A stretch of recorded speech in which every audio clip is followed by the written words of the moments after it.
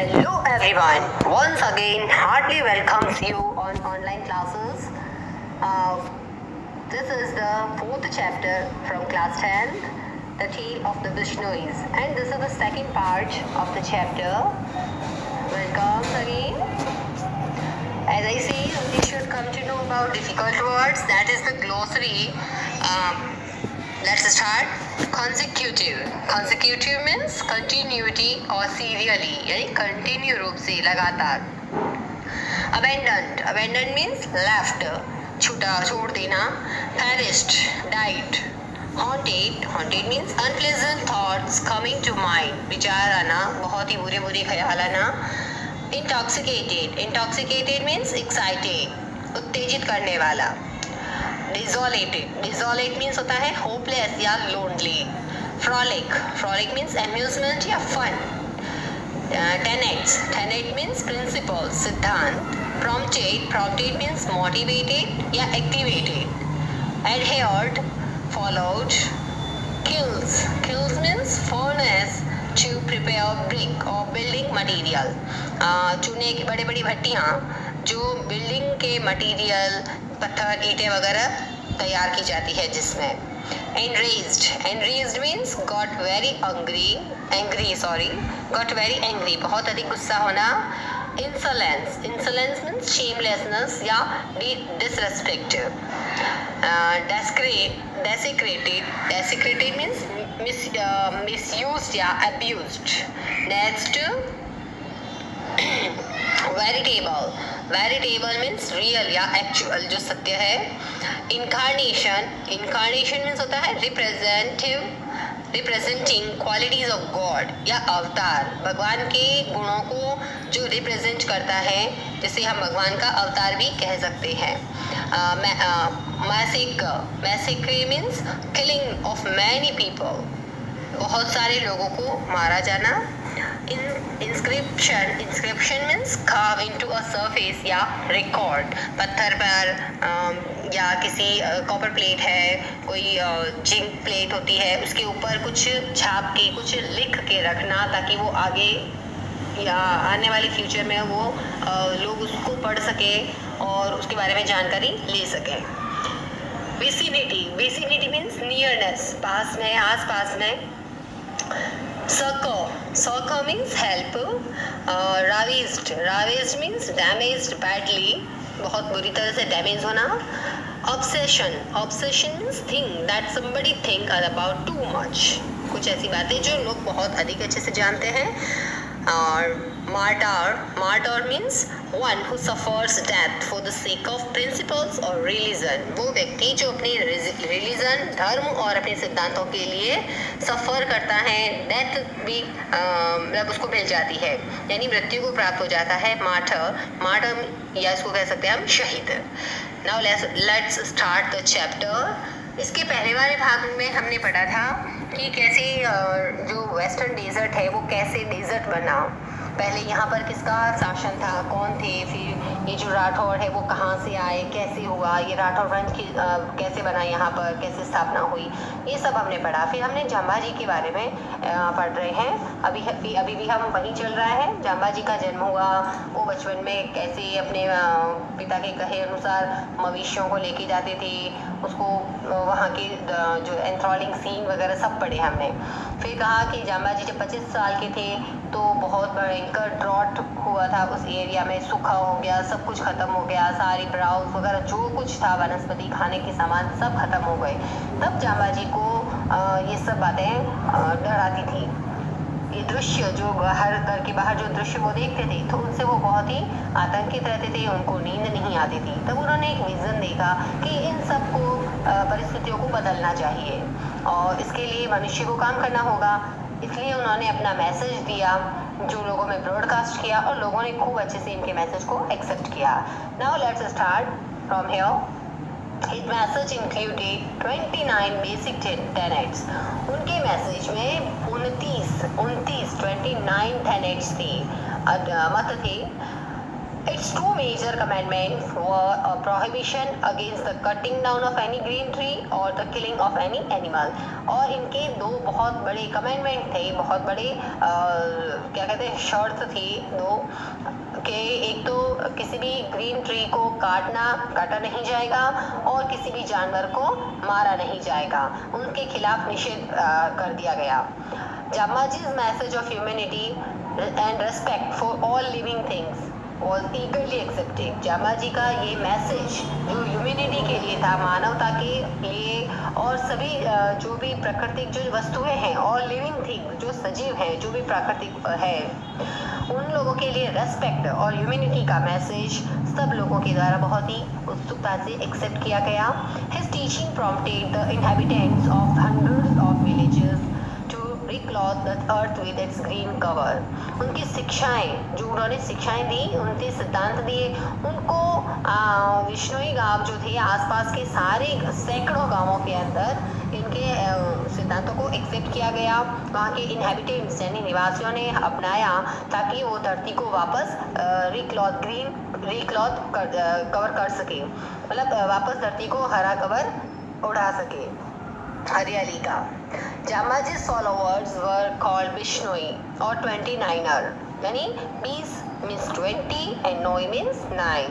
जामाजी के फॉलोअर्स को बिश्नोई कहा गया. बिश्नोई का मतलब है 29er, यानी 20 माने 20 और नोई यानी 9, because they adhered to जामाजी's 29 precepts. और उनको क्यों कहा गया बिश्नोई? क्योंकि उन्होंने जामाजी के उन 29 precepts को adhere किया था, accept किया था, follow किया उनको. They preserved the trees around their villages and protected blackbirds, chinkaras, peafowl and all other birds and animals. They preserved, उन्होंने preserve किया the trees around their villages.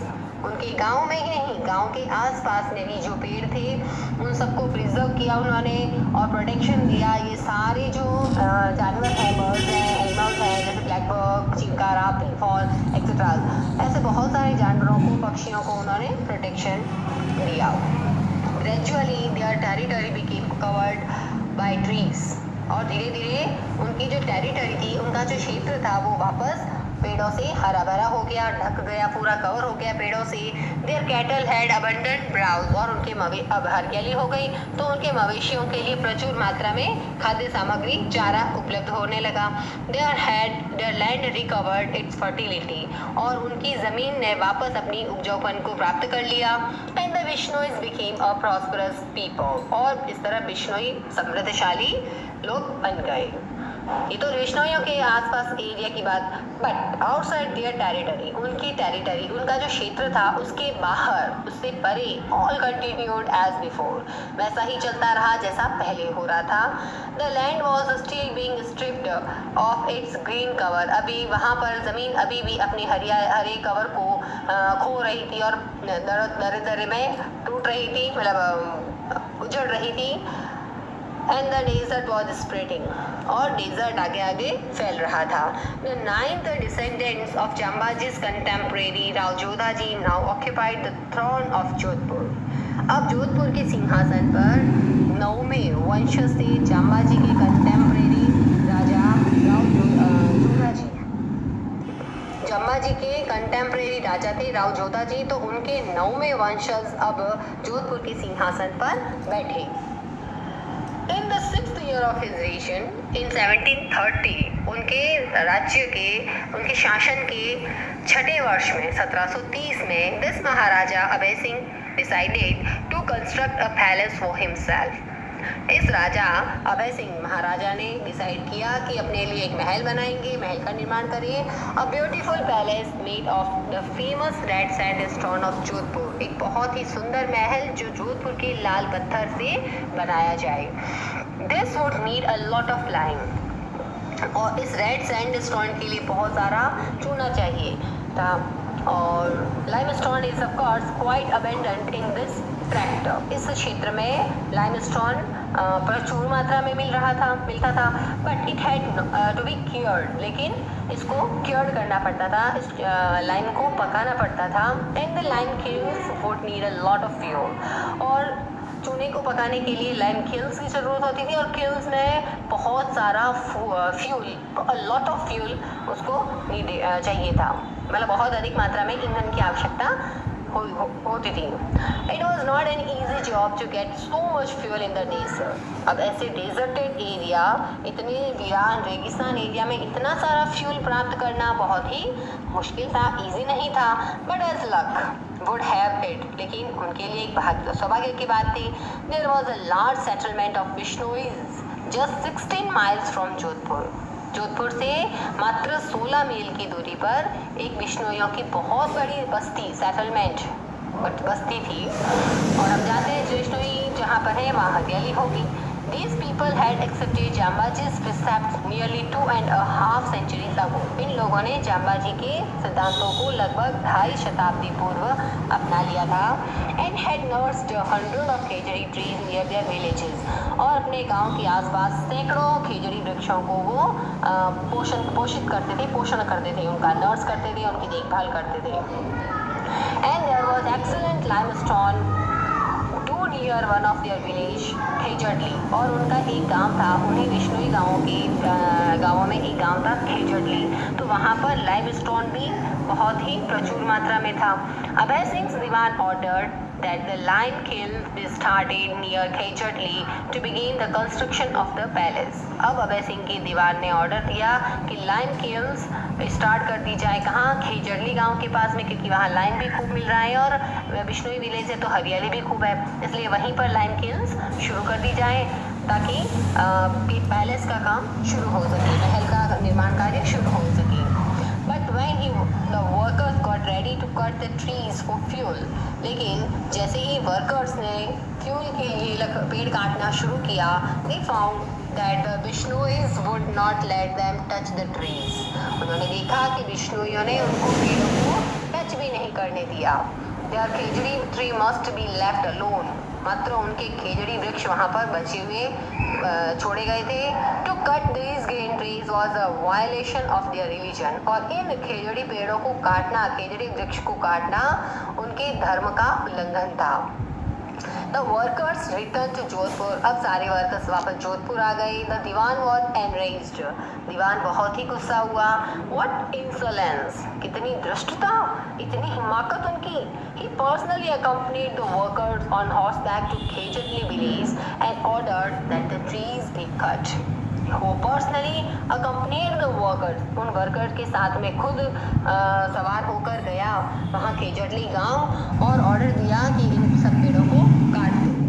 तो axes were raised।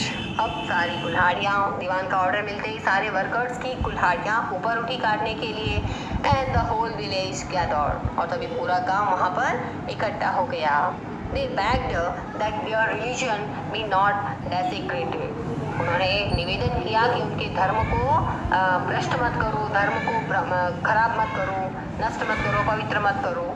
They pleaded for the preservation of trees that their ancestors had nurtured over generations। उन्होंने ये भी request की कि पेड़ों के प्रिजर्वेशन के बारे में उन्होंने रिक्वेस्ट की कि उनके एंसेस्टर्स ने सैकड़ों वर्षों से इन पेड़ों को नर्चर किया है, उनका पालन पोषण किया है, इतनी जनरेशन बीत गई, अभी तक इन पेड़ों को हम पालन पोषण कर रहे हैं, उनको सुरक्षा दे रहे हैं।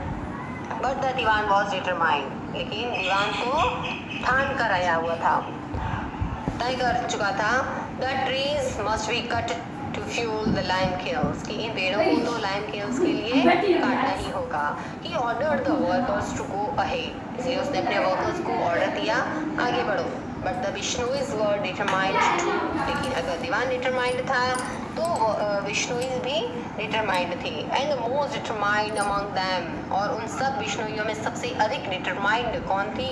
Was a veritable incarnation of Durga Amrita Devi, the wife of Bishnoi Ramkod. उन सब बिश्नोइयों में सबसे अधिक डिटरमाइंड लग रही थी एक वेरिटेबल इनकारनेशन ऑफ दुर्गा, माँ दुर्गा की साक्षात प्रतिमा, साक्षात अवतार माँ दुर्गा का, और वो थी अमृता देवी, बिश्नोई रामकोट की पत्नी। वो साक्षात दुर्गा के अवतार के रूप में वहाँ आके खड़ी हो गई। The trees will never be cut down unless you cut us down first. जब तक तुम पहले हमको नहीं काट देते तब तो इन पेड़ों को नहीं काट सकते, यानी पेड़ों को काटने के लिए पहले हमको काटना होगा. She said and calling to her 3 daughters to join her. और उसने अपनी खुद ही नहीं अपनी तीनों बेटियों को भी आवाज़ लगाई, पुकारा कि हमको ज्वाइन करो. They clasped 4 of the trees. और वे चारों ही पेड़ों से चिपक गई. The Diwan fumed. अब दीवान को और ज़्यादा गुस्सा आया and ordered that all 4 of them cut down with the trees. और उसने ऑर्डर दे दिया कि इन चारों को पेड़ों के साथ काट दो. तो axes fell. अब वो कुल्हाड़ियाँ गिर गई वापस, मतलब इन पर उन चारों पर लगी. And the brave remain were cut to pieces. और वो बहादुर महिलाएं टुकड़ों में कट गई. But the Vishnuyas were not to be cowed. लेकिन इस घटना चारों की मृत्यु के बाद भी विष्णुई डरे नहीं. More and more of them came forward to hug the trees and to be cut down with them. अधिक से अधिक संख्या में वहाँ पर वो विष्णुई आगे आते रहे, पेड़ों से चिपकते रहे और कटने के लिए आगे आते गए और कटते गए. The news of this massacre spread rapidly. इस नरसंहार की घटना बहुत ही तेजी से फैली. And thousands of Vishnoi rushed from their 84 surrounding villages to help their brave brother and sisters. और 84 आसपास के लगभग 84 गांवों से वहाँ सब लोग विष्णुई दौड़ते हुए वहाँ पर आए अपने ब्रेव ब्रदर एंड सिस्टर्स को हेल्प करने के लिए. Altogether, 363 Vishnois sacrificed their lives to guard their sacred heritage. और लगभग 363 विष्णुइयों ने अपने जीवन को बलिदान किया और अपने इस सैक्रेड, उस पवित्र हेरिटेज को बचाने के लिए.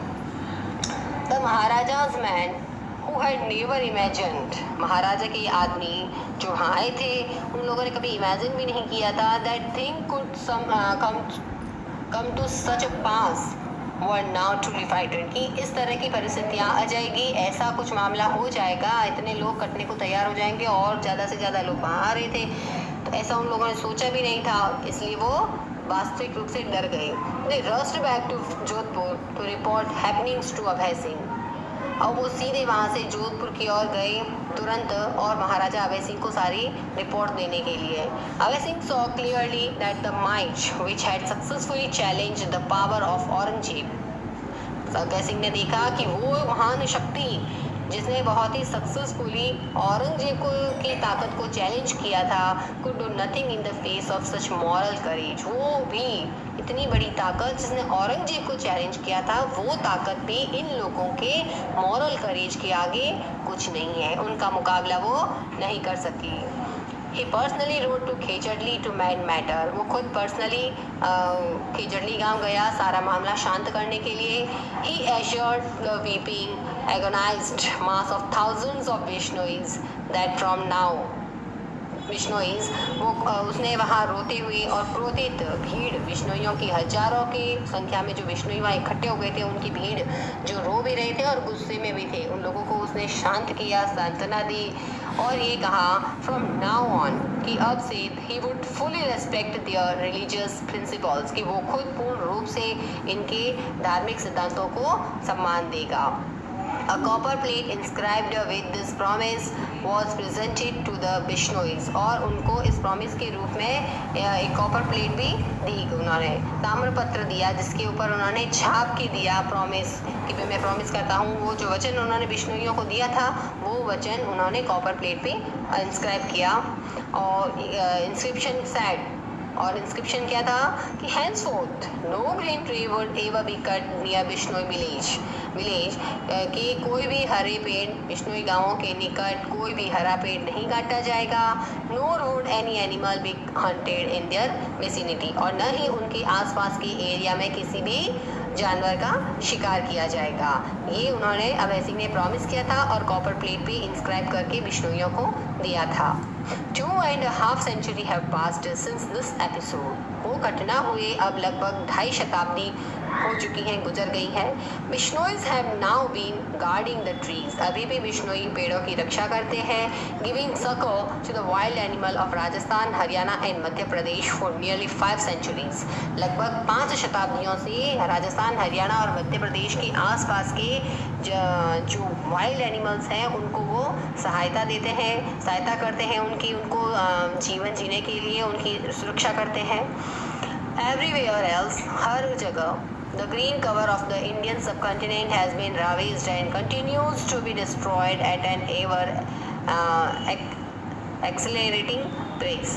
The thousand upon thousand of blackbird that once roamed the Indian plains have all vanished without a trace.